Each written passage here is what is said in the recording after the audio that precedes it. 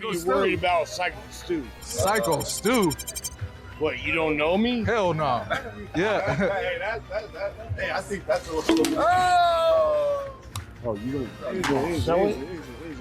He's not a fucking worker, bro. Calm down. Yeah, what the fuck was that? You're good. What the fuck was that? You don't sell it? Dude, he's not a fucking Bro. worker, bro. What the fuck was that? Hold on. I don't play that shit, bro. Oh, sorry. Nah, I will fuck him we're up, good. bro. I know you will. Nah. We're good. I will Sorry fuck about him that. up, bro. I know you will. I don't play that shit. Sorry about that. Nah, I will fuck him up, I bro. know you will. So, I got you. Sorry about that. Everyone's talking about what Raja Jackson did, but almost no one's asking why it happened, or what it really means. This isn't just a random outburst. It's the tip of something much bigger, and way darker, than anyone's letting on. What you saw on camera was just the breaking point, the tip of something far deeper. Tonight, we're peeling back the layers, connecting the dots, and showing you the side of this story no one's talking about. Because if you really want to understand what happened to Raja Jackson, you need to see where it all began. To understand Raja Jackson, you have to go back to where his incident occurred, Knokx Pro Wrestling Academy. On paper, it's everything a young wrestler could dream of. They call themselves an elite training ground, led by legends like Hall of Famer Rikishi and Black Pearl, with over 50 years of combined experience. Their mission? To prepare students for every aspect of the wrestling business, all while promising, and I quote, a safe environment for anyone serious about chasing this dream. Their live events are packed with big names, women's wrestling action, and lucha libre flair, drawing crowds from all over. They even boast a social reach of over thousands of fans and offer sponsorships to local businesses in Los Angeles. Sounds perfect, right? Almost too perfect. Because behind the polished image and glowing promises lies a very different story. During a Knokx Pro event, Raja Jackson, the son of a UFC legend Rampage Jackson, turned on a wrestler Psycho Stu, who was a U.S. Army veteran dealing with PTSD and using wrestling to keep his mind stable, in a brutal assault. Blow after blow, no referee, no staff, no security, no one stepped in. And it didn't stop there. Finally, Stu's friend, trained wrestler Douglas Mallow, stormed the ring to pull Raja off. He tackled him, pressed him up against the ropes, trying to calm him down. But Raja didn't calm down. He turned his fists on Douglas too, pounding his face until he was bloodied. Here's Douglas himself, breaking down what happened that night, and why he says it could have ended much worse. During this match, I just got done with my match. I was blown up, took the heat, did the shit. Then I get a whisper by somebody, hey, something is not right. I might need you to go out there and check a scenario. This guy's going to do a spot. I'm like, when does the spot happen? Oh, we'll let you know. Well, you want to let me know, but like, you're not telling me when the cue is, when is the spot supposed to happen. You're just going to let me know just in case. Right, so I'm stuck waiting for this cue. I walk out to somebody with the radio. I said, hey, talk to the back. When do you guys want me to go? What's happening? I was informed about the beer can incident. Actually, shortly before that, they told me that they, made up, shook hands, hugged it out multiple times. So it was going to be fine, but they just want to make sure. I talked to the person out front with the radio. I walk back to the ring. I see the slam. I see the first punch, second punch. And by then I'm at people in front of me and I just start moving. I kind of wish I would have just sprung on like the slam.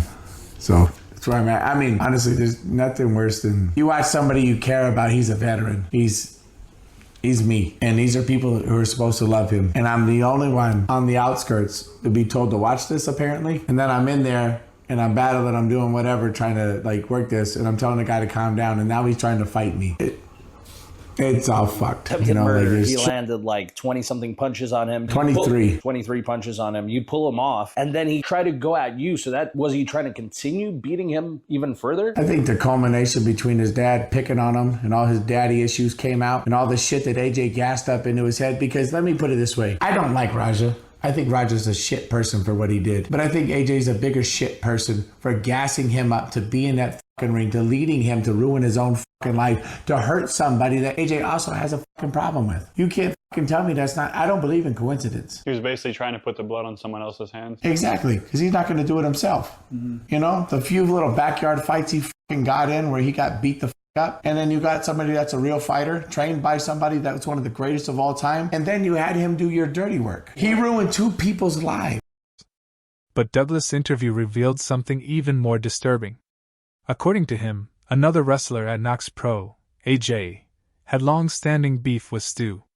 And since AJ couldn't handle it himself, he allegedly used Raj's anger to do the dirty work for him. You remember what a receipt is?